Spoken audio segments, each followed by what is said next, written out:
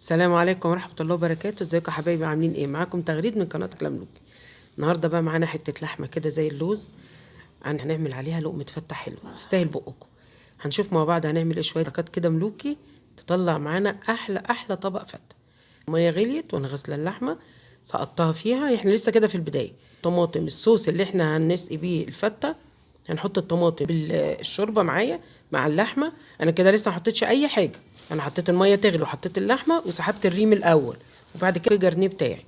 التوابل طبعا انتوا عارفين الحصى، انا ما بحبش احط توابل ناعمة، انتوا عارفين احنا بين عشرة بقى.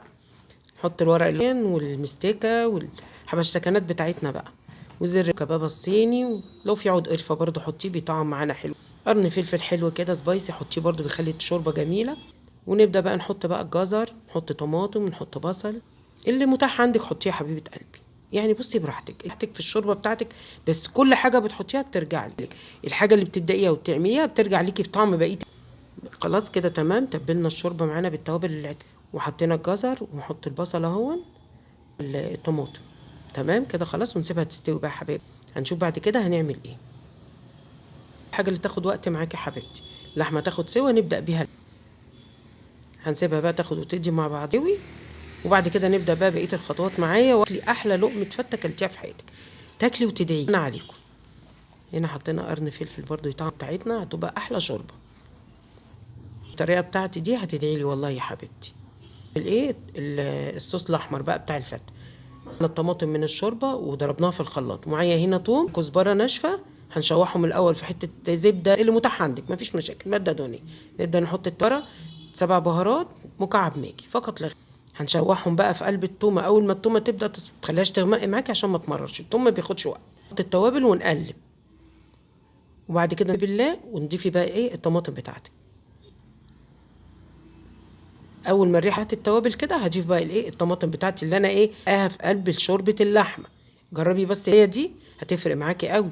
نبدا بقى نضيف بقى الطماطم بتاعتنا اهو بقى، نحط لها معلقه سكر الحموضه بتاعتها يا حبيبتي، وسيبيها بقى تاخد وتدي. اللحمه اتسلقت، شوفوا بقى هنعمل ايه.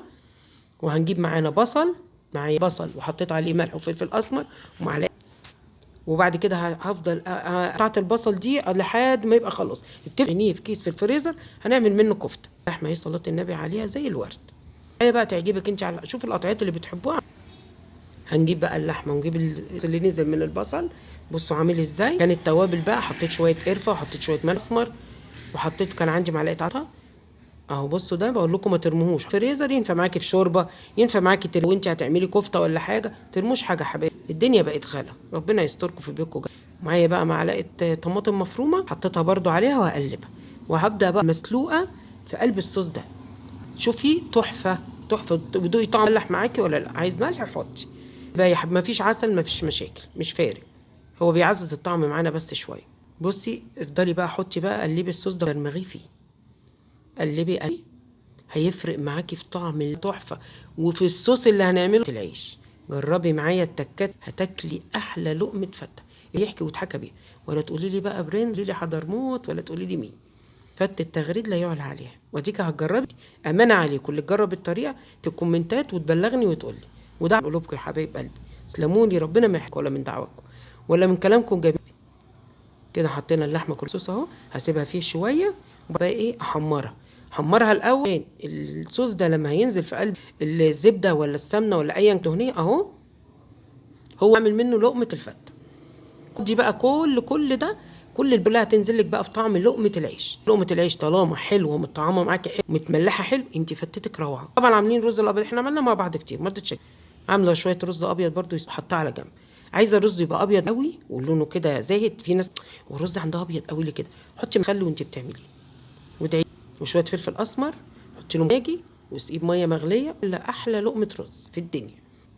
شويه الصوص دول انا مش بايدين دول، هرجع احطهم تاني بس بعد اللحمه، واحط طشه الثوم واحط الطماطم عشان اعمل الصوص اللي انا هسقي بيه العيش. الصوص ده في قلبي حاجه، بصوا كده كده ما شاء الله الرحمن، كده اللحمه اتحمرت معايا 100. هحط بقى توم، واحط بقى الايه الخل زي ما انتوا شفتوا كده. ده الصوص بتاع لقمه نرجع من تاني، حطينا التوم وحطينا الكزبره، وهنرجع نحط بقى الايه عليهم، وبعد كده نحط بقى هاخدين من الطماطم اللي انا عملتها بالثوم برضو، هاخد من تطعم معايا اهو يا حبايبي. نبدا بقى ناخد من الصوص الاحمر اهو كبشتين بس كده. ده يحط بقى شويه الشوربه وشويه الصوص معانا من تحمير اللحم. وهم السنين وهم تعيش يعني بجد، انا وشيفا الكل اللي كلها كانت فته بجد روعه روعه. عملت الصوص بتاعك كده تمام. تعالي بقى للعيش. هتجيبي بلدي الجميل بتاعنا ده ربنا يديمه نعمه، ونقطعه معانا بايدك او ايا كان او بالسكينه، وابداي بقى ايه حمريه في الزيت. وهقول لك هنعمل مع بعد ما بنحمره كده الصوص بتاعه اهو. هركنه بقى على لحد ما اجيب العيش واقطعه مره. برضو بعد العيش هطلعه وابدا احطها كده وشويه ملح وفلفل اسمر معايا اهو. ما شاء الله تبارك الرحمن. حمرت الكميه كلها في قلب الزيت. بس ما تقوليش هتشرب زيت وهتبقى ابدا ابدا. جربي الطريقه دي هتدعي لي وهتاكل لقمه فته كلتها في حياتي. جماعه يعني من اللي بتتعمل في المطاعم بيعملوش الطريقه بتاعتنا. الفته في المطعم ليها طعم تاني غير اللي بنعملها في البيت. جربيها مره بالطريقه دي مش هتخسري حاجه. عايز تعملي بطريقه بالفرن او تشوحيه في صوصات او حته براحتك. جربي بقى دي. هبدا بقى بص هنا خلصت الصوص اللي هسقي بيه التشريبه بتاع العيش. هبدا بقى اجيب عيش جنب اهو هحطه هسقيه. ده بقول لكم الكبشه. حد مضايقكم يا جماعه امسكي الكبشه دي واديله على دماغه. طلعوا يا جماعه ما تتضايقوش. طلعوا كل الزهق اللي جواك. ربنا يسعدكم جميعا يا حبايبي. كده هناخد من الصوص العيش اهو.